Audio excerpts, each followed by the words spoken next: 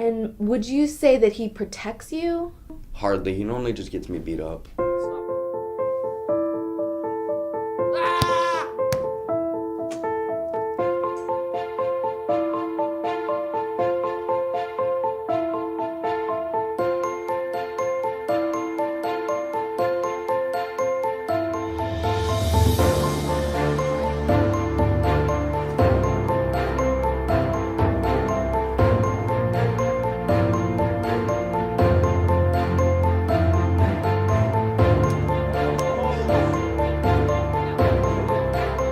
A coward dies 1,000 deaths, but a hero only one. William Shakespeare. Nobody asked you.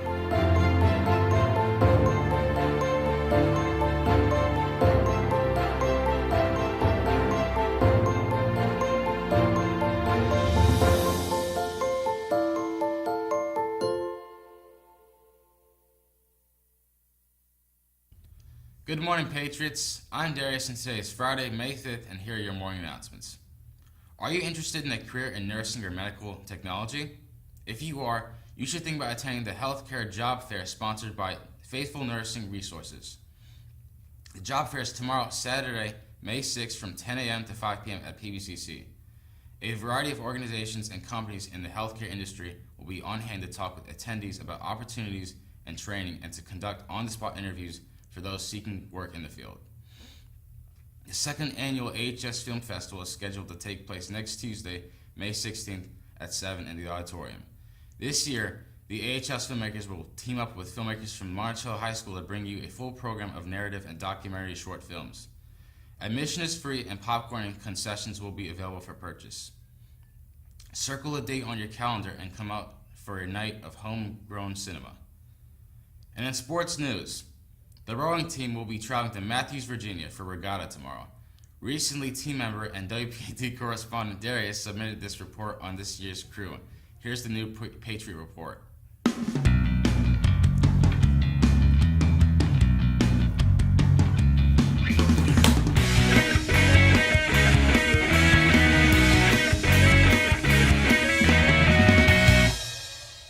Hello, Patriots. This is Darius, and this is another episode of the Patriot Report, and I will be interviewing the rowing team.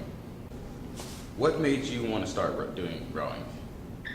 Well, I was pretty bad at football, so I decided to try out rowing. I did it over the summer of my freshman year, and then winter conditioning started my sophomore year, and I did all that, and then I tried out my sophomore year, and I made it, and I really liked it. Yeah, I rowed a little bit in middle school, but it's a really interesting sport, so...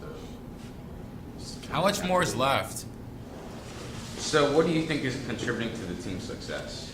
Well, we have a lot more experienced rowers this year, so I think putting them with the novices helps them learn how to row better on the water. And we also lift weights a lot more after practice, and I think our workouts are harder on the water, too. Yeah, and I think we're all really motivated. I think we all have really high expectations for what we can accomplish during the season, and we're all really focused in on our goals.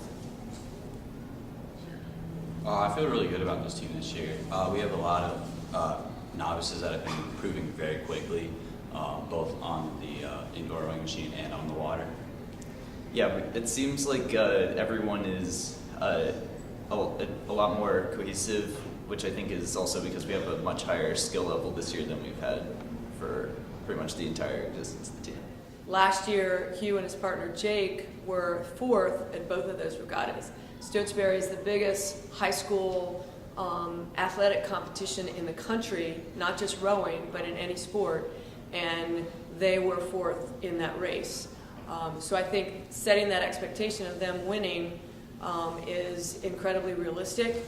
Our boys quad right now, known fondly as the Fats, they have the fastest 1,500 meter time of any Albemarle quad ever, and so I think them placing at Stotesbury Nationals is also an incredible reality. And then our girls double with both Emmy and Eliza, who you saw previously, they have been training harder than they've been before, and I think their speed is there enough to place at Stotesbury Nationals as well. And so in terms of expectations, our team is 20, and we're going up against teams that are up to 100 team members, and our athletes do incredibly well, and that's probably because of their dedication and their commitment to the sport, which most people don't even know it exists at this school. So anyway, they're doing great. So this has been another interesting episode of the Patriot Report, and I will see you guys next time.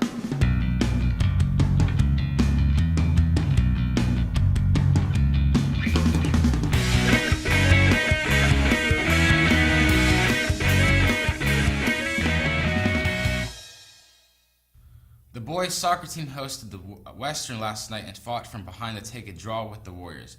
Down 2-1 and short a man after red card, Franco Duran Reyes worked through the driving rain and scored it on a header with just 9 minutes left to play. Ryan Ingram scored earlier for the Patriots. The girls soccer team also fought through ridiculous amounts of rain to beat Western Albemarle by a score of 5-2.